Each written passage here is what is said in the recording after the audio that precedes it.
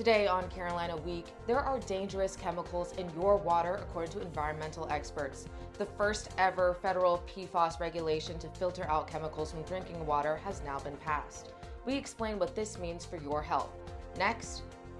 There's surely someone in the entire UNC population who will want to take over, but it's been more and more difficult. We tell you why students are taking to social media in their struggle to sublease this summer. And is DEI on its way out? An update as the Board of Governors is scheduled to talk this afternoon. From the UNC Hussman School of Journalism and Media, connecting Carolina's campus and community, this is Carolina Week. Good morning and thanks for joining us. I'm Lauren Lovett. And I'm Muslim Mahmood. Potential changes to diversity, equity and inclusion policies on campus. The UNC Board of Governors is expected to consider a proposal to repeal the current policy. At least one major student group is already speaking out about this, and that's not the only issue with leaders right now. Our Chris Williams joins us now. Chris, let's start with what the Board of Governors will actually take up today, and what do we know so far? According to today's meeting agenda, the UNC System Board of Governors will discuss whether to repeal current DEI policies as soon as this afternoon. The new policy outlines a commitment to institutional neutrality. This would ban trainings based on political controversies of the day. Students discussed their concerns about these policy changes at a meeting with student group Transparency last night. The group, which focuses on teaching students about UNC's administrative decisions, also discussed their concerns about feeling heard during the Chancellor Search Committee listening sessions. Why would no one from the Search Advisory Committee come to this forum if they actually cared what students have to say? That was Toby Pizzell, the group's leader, after only 2 search committee members came to the undergraduate listening session. We asked committee chair Christy Page about their concerns. We scheduled those initial listening sessions based on the calendar of the students and the staff and people who already had their meetings scheduled, and we tried to do them really quickly because people are eager to engage. Page said students were welcome to come to any of the committee's open meetings where members will review feedback from listening sessions. She also said students should fill out the survey asking what they hope to see in the next chancellor before the forum closes on May 10th. You can find that survey by visiting our website shown on your screen. Musin? We're not going to stay on top of that. Thank you so much for that, Chris. The North Carolina Court of Appeals ruled Tuesday that Governor Roy Cooper's closures of bars during the pandemic was irrational and arbitrary and not based on data. The court said after careful review, there was no existence of any scientific evidence demonstrating that bars, opposed to other establishments serving alcohol, posed a heightened risk at the time the order was issued. However, the courts ruled that the bars were not entitled to financial compensation under the Emergency Management Act because Cooper did not physically take their property. Now, over 150 cancer cases at NC State have been linked to Poe Hall. The university says that tests are still underway. The building is made with man-made chemicals known as PCBs, used from 1940 to 1979. The EPA says that chemicals can negatively affect neurological, reproductive, immune and endocrine systems. The building is now closed through the rest of the year. And the National Institute for Occupational Safety and Health is currently working on a health hazard evaluation. New updates on a case we've been following since the beginning of the semester. A car crash that killed UNC student Molly Rotunda. CW's Jessica Simmons brings us the details. These documents tell us exactly what led up to the deadly car crash that happened here. These come from the ABC Commission that provide a timeline of events the night UNC student Molly Rotunda died. It all started just 3 miles away from 2 bars on Franklin Street. According to the North Carolina Alcohol Law Enforcement reports, it was UNC football player Zachary Rice's 20th birthday. Agents say Rice confirmed that he and a group of others, including Rotunda, Hamrick, UNC student Flamesia Brewer, UNC football player Travis Shaw, and Brianna Pinson, were at Still Life, and that the next location was Blue on Farrington, an apartment complex where Rice and others live. According to the documents, agents used surveillance cameras to see Rotunda with friends at Might As Well earlier in the evening. Nearly an hour later, she arrived at Still Life. There she met with Rice and others who arrived at 12:15 a.m. The reports state Rice, Hamrick, Rotunda, and Brewer were seen drinking alcohol. It even shows a bill of over $900 worth of alcohol paid for by Shaw. Rice said he was never ID'd for drinks. By 2:12 a.m., Rotunda, Brewer, Rice, and others were seen going to the Wallace parking deck behind the bar. Around the same time, in the interview, Rice said he got a text from Rotunda nearly 20 minutes before the crash. However, he said he did not see the message in time and that he felt guilty for it. Rotunda got in a car with Brewer and Pinson while Rice drove with Hamrick down East Barbie Chapel Road, where the crash took place at 2:31 a.m. Rice is scheduled to be back in court this Friday, and Brewer is set to be back in court later in the month. In Chapel Hill, I'm Jessica Simmons, Carolina Week. The ABC Commission will now determine what lies ahead for the two bars that allegedly served alcohol to the group. An official in the Biden administration says that the U.S. expects Israel's response to be limited. That comes after Iran launched hundreds of drones and missiles at Israel over the weekend. It marked the first direct military attack between the Islamic Republic and the Jewish state. Israel has not given the U.S. an official warning about what their plans for retaliation may be and when they could occur. Officials say they're hopeful they will receive a warning before a potential retaliation to keep U.S. officials in a safe area. Last Wednesday, the Biden administration passed the first ever federal PFAS regulation to filter out 5 forever chemicals from drinking water. CW's Samantha Hoffman follows the history of this legal battle and its future this election season. We represent a lot of individuals, but not necessarily individuals at the time that were bringing claims against big chemical companies. This is Rob Bilott, the environmental lawyer who first brought national attention to PFAS, the carcinogenic chemicals that exist in 97% of Americans' blood, according to the EPA.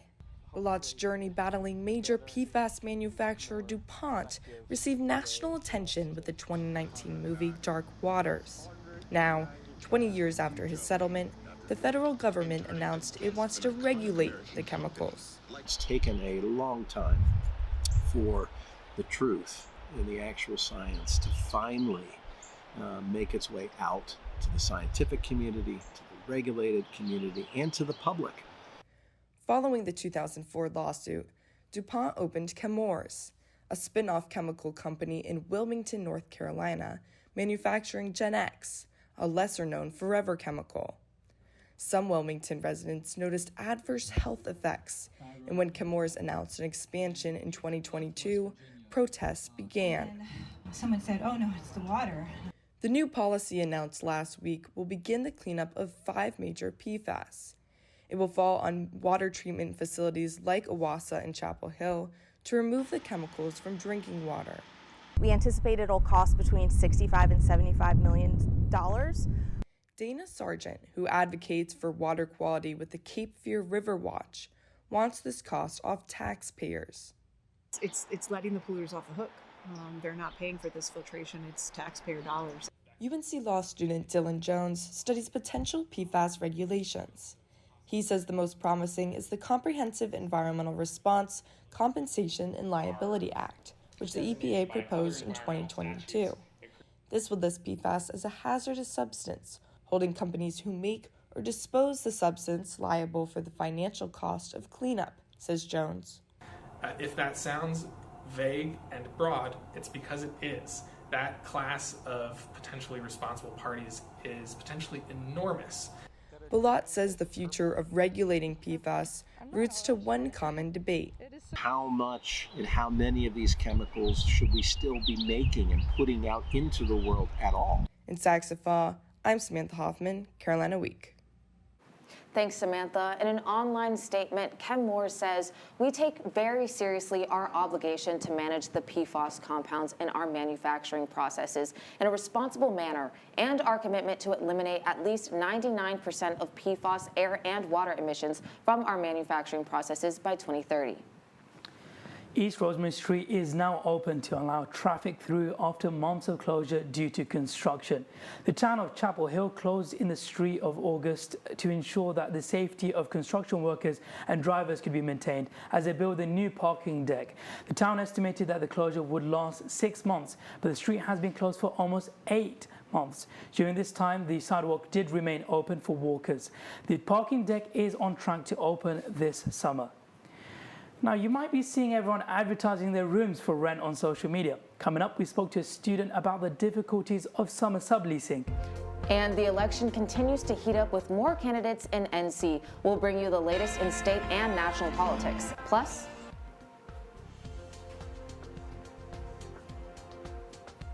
communication, collaboration, and connect. We'll bring you one teacher promoting these in her classroom.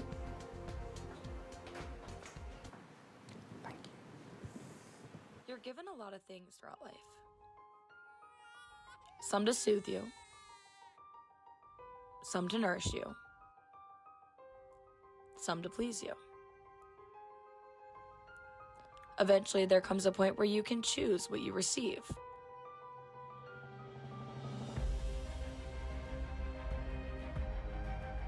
The things you choose affect the way you live your life.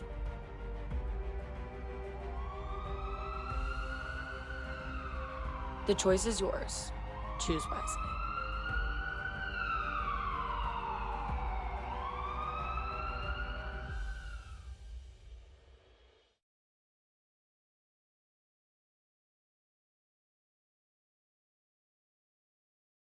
you're taking a live look outside the Curtis Media Center here on UNC's campus. A beautiful day outside, though a little cloudy. We'll check in on that forecast in just a few minutes.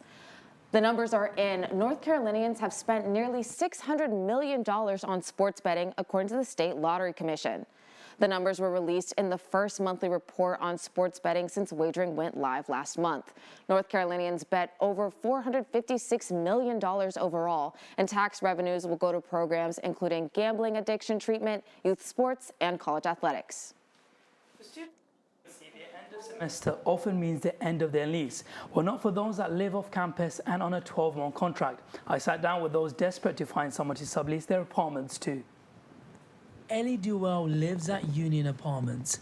This summer, her plans are to head to Chicago for an internship, but that means she has to sublease her room, otherwise she's paying rent on an empty room. It's been really difficult to find someone to sublet my apartment for the summer. I feel like there's a lot of students who are in the same position as me. Take a look at this. It's UNC Snapchat stories, normally filled with content of students' typical days at Chapel Hill, now practically just a stream of people advertising their apartments. There's a lot of people that are trying to get rid of their leases and trying to find people to sublet. So I feel like my messages have just kind of been lost in the mix of all of them. When you live on campus, you get that 9-month agreement, and when you move out for the summer, you're done. So living off campus is one of those extra things that you have to take on, is that those extra months when you're not around. Is someone else going to be around, or is it still going to be you? Junior student Mary McKenzie is staying over the summer. I feel like I'm probably one of few that's looking for a place over the summer, because I feel like if students live on campus, there's enough dorms open on campus over the summer that they'll just move into a dorm. Emily Hendricks, who works at a student housing association, says off-campus housing contracts serve the best business interests. A lot of the companies that own these apartment complexes is they do the 12-month leases so they can ensure that there's always a spot filled. So as soon as the one lease ends, the next 12-month lease starts after the term period. And I know that makes it really hard for students, but usually a lot of the complexes around aren't actually student housing, so they cater to the general public as well. And so the housing crisis in Chapel Hill this summer isn't a lack of homes for students, but a lack of students to fill them. Now, at the end of that, you heard from Emily Hendricks, and when I spoke to her, she said that if you are struggling to find someone to sublease to, use social media like Facebook groups and continue speaking to friends. She added that it's best to remain patient and persistent. First Lady Jill Biden was in North Carolina on Monday. The First Lady visited Pitt Community College near Greenville and Guilford Tech near Greensboro. The White House says the visit was meant to shed light on the more than 60% of students who will not go to a four-year college and highlight other career pathways. She participated in a roundtable with community leaders, students, and educators. Former President Donald Trump will be in North Carolina on Saturday. Trump is expected to speak at the Aero Center in Wilmington at 7 p.m. The trip comes as the former president's first court case is beginning. The historic case alleges the former president falsified business records and illegally paid off 2 women and a Trump Tower doorman to cover up alleged affairs. Trump was indicted last April on 34 counts of falsifying business records, which he pleaded not guilty to. Jury selection began Monday and is expected to last through next week. Trump is required to attend court for this case. The North Carolina Supreme Court has now heard a case to decide if voters falsely accused of voter fraud can sue the accusers of defamation.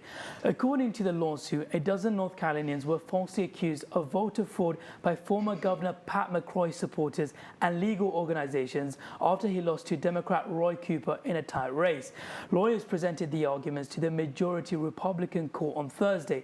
The court's decision could potentially impact the 2024 election and both political parties' ability to shed light on possible voter fraud concerns. The Chapel Hill Library is the only North Carolina institution named a finalist for a national award that would get them a celebration at the White House. Emma Hall explains how the library became one of 30 finalists. From moms? Oh, the librarians always, they have very good recommendations. To college students. It's a great spot for studying because they have a lot of accessible seating areas. To older members of the community. They have a lot of current books, so I don't have to buy them. Many enjoy the services of the Chapel Hill Public Library, which is now a finalist for the 2024 National Medal for Museum and Library Service. We were nominated by Congresswoman Valerie Foushee for the 2024 IMLS Award, which the IMLS Award is the highest honor given to museums and libraries around the country for demonstrating the service that they give to their community. The staff is excited about the possible trip to the White House. We don't really know what that would look like how many people would get to go or anything, but we've joked about taking the circulator, which is our library on wheels, up to DC, so it would definitely be exciting. Comisher called the library the community's living room and said this nomination and the support have really reflected that. We love the community, and it seems like the community loves us back, which is really exciting. Being nominated is really a testament to our hardworking staff and also the organizations that help the library run. And the staff is excellent. They know everything. They know where everything's at, and they're very friendly. In Chapel Hill, I'm Emma Hall, Carolina Week. If the library wins the award next month, they'll head to the White House for the ceremony in July. This is super exciting for them. No, it is, and I feel like it's the best excuse to grab a book from there, because today might also be a good day to grab a book and sit in the quads rather than in the library. Carolina Week's meteorologist Megan Gillett joins us with the forecast. Thanks, guys. For your Wednesday class forecast, it's going to be a bit warmer today. We're seeing 74 by noon, warming up to our high of 81 by 3 p.m., and only cooling back off to 78 by 6 p.m. We're going to be seeing not very much precipitation throughout the next 5 days. There are possible showers as we move into Wednesday evening and throughout mid part of the day.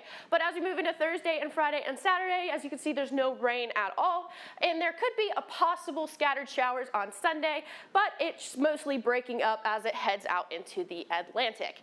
But as we move into our 5 day, it's going to be a lovely week. We're going to be seeing only 30% chances of rain on Wednesday, if any.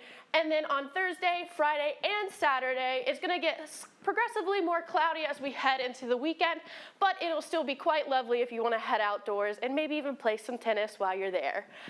On Sunday, that's when the rain might come back for us. It's a 40% chance of rain, so not quite sure yet if we'll be seeing any at all, but 65 and still lovely throughout the weekend.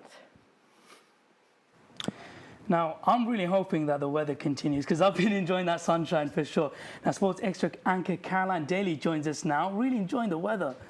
Yeah, the weather might have been beautiful at the Bosch last night, but the ending of that game, not so much. That and more Carolina athletics are coming up. A year of growth.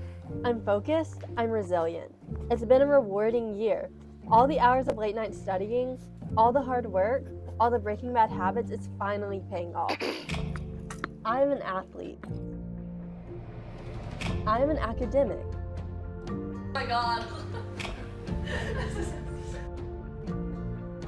I can be whatever I set my mind to.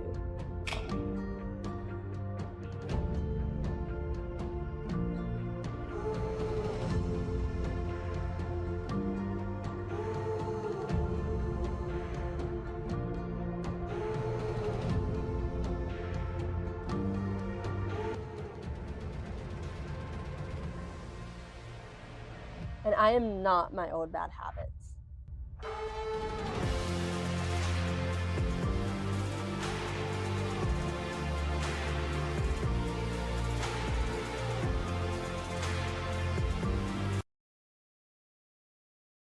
Played a close game at the Bosch against Coastal Carolina last night, trying to extend a 23-game home win streak. Thanks for sticking with us. I'm Caroline Daly. The Chanticleers scored 4 times in the second inning. Vance Honeycutt responded in the third inning with a homer to center field. Then after 2 scoreless innings, Alberto Osuna hit a dime to right field in the 6th, followed by a 3rd homer in a row from Sweet Like Honeycutt in the 7th. In the 8th inning, Gavin Gallagher hit a single, sending Caleb Cost home to tie the game. Coastal Carolina scored on a single in the 9th, and the Heels couldn't find a response to secure the win, even with the bases loaded. The Heels fell 5-4, ending their record-breaking winning streak at the Bosch. The Lady Tar Heels secured the 8-1 dub and a series win Sunday against Pitt, but they'll have to work even harder in their upcoming game against Liberty to keep the winning streak alive. Carolina clutched its 4th series win after the Panthers fell victim to the pitching of sophomore Kenna Ray Dark, who allowed only 1 run on Sunday. She has been a powerhouse for the Tar Heels as the program continues to grow. But ranked at number 33, the Liberty Flames have had better luck than the Panthers this season, recently upsetting Virginia, a top ACC competitor. UNC grad students Abby Settlemeyer and Autumn Owen will need to keep the pressure on the Flames offensively. Carolina plays Liberty at 4 p.m. today. The UNC women's lacrosse team will wrap up the regular season tomorrow at Dorrance Field in a Tobacco Road showdown with the Duke Blue Devils. The Tar Heels have gotten back in rhythm with wins in each of their past 2 games. Darcy Felter has been hot offensively, scoring 4 or more goals in 2 of her past 3 games, including 5 against Pittsburgh this past Saturday. They're preparing to host a Duke squad that is 4-4 in ACC play, including a win against now 6th-ranked Virginia. The Blue Devils have won 4 of their past 5, coming off a senior day victory against Louisville on Saturday. The Heels will need to stay on their A-game to close out the regular season with a win. Make sure to tune in to Sports Extra on Friday for the latest in Carolina athletics. There's a lot to look forward to here on campus, but Caroline, there's also a lot to look forward to internationally. Today marks 100 days until the start of the Paris 2024 Summer Olympics. The ancient tradition of lighting the torch took place yesterday. The Olympic torch was lit in the ancient Greek city of Olympia. The Olympics were first held in this city in 776 BC. The torch will travel around Greece for 11 days before making the 3-week journey to France. In total, more than 600 people will carry the torch this year. The Olympics kick off on July 26th in Paris. Well, you know, this is really exciting because we've got some students going there. Yeah, I'm really excited to see what stories they find out of the Summer Olympics. I know I'll be watching. Will you be watching? Oh, absolutely. So to come, we take you to North Carolina's Crystal Coast for this semester's final edition of Covering Carolina. That's it. I quit. No more vaping.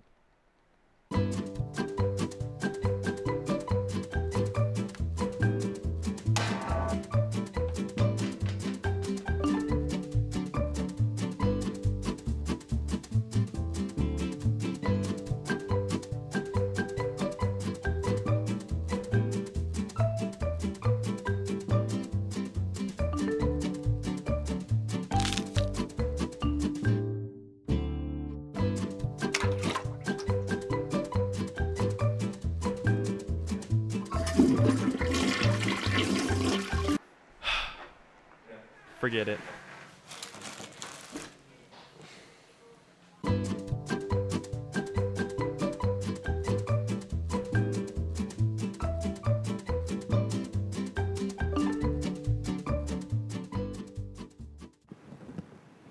Hey, taking another look outside of our Carolina Week studio, lots of folks enjoying that nice weather outside.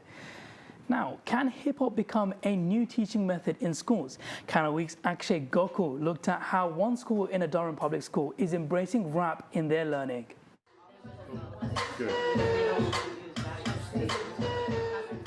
In a 6th grade classroom at Neal Middle School, teacher Deja Sims says that she's faced new challenges since the pandemic.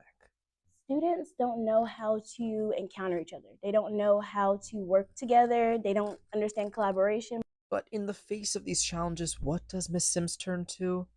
Well, hip-hop, of course. He can do it all. Loves basketball.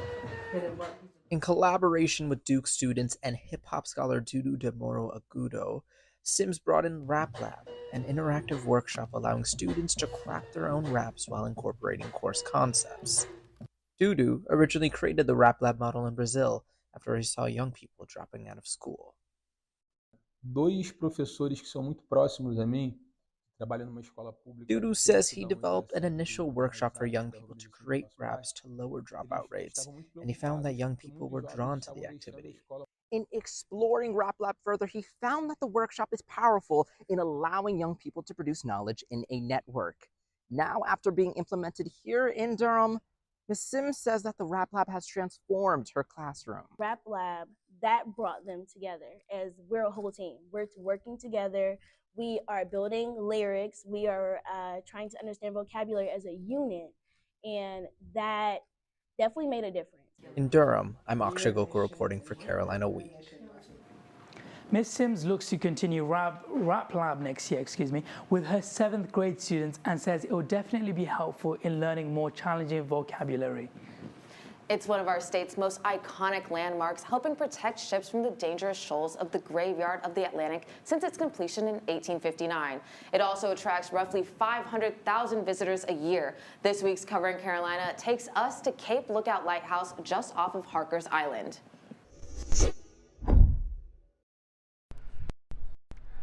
Built before the Civil War, this lighthouse behind me has kept a watchful eye over the dangerous shoals in the Atlantic Ocean just a few feet away. But now, the Cape Lookout Lighthouse is in need of our help, with a major project full of renovations set to get underway in just a few months. This is the Cape Lookout Lighthouse, located just off Harkers Island, southeast of Morehead City. Getting to the lighthouse requires your own boat or taking a ferry. No bridges or roads out here. Construction of the lighthouse was completed in 1859. Because while these waves may look calm, the water around the lighthouse has been lethal for passing ships. It's hundreds of ships wrecked out here for many, many years. Going back to our first written accounts of this area, in fact, we have a really early map. It dates back to the 1500s called the White DeBry map, where they actually labeled the Cape Lookout Shoals as Promontorium Tremendum, which is roughly translated to the horrible headland. Essentially, the first written records we have of this place warn of the dangers of it, and we know that ships have been wrecking here for hundreds of years. And at over 160 years old, the lighthouse is due for some work. You know, we're doing all kinds of stuff. The whole top portion of the lighthouse is going to get disassembled and sent off to a foundry to be recast with new metal. Pretty much every single piece of the lighthouse is going to get touched in one way or another. And people seem to agree, whether visitors or locals, that this is money for a good cause. Oh, we loved it there. Oh yes, it's important to keep it. I believe it is. I believe it's tax money well spent. Most islanders don't go a day without riding to the end of the island to look at that lighthouse. It means that much to them.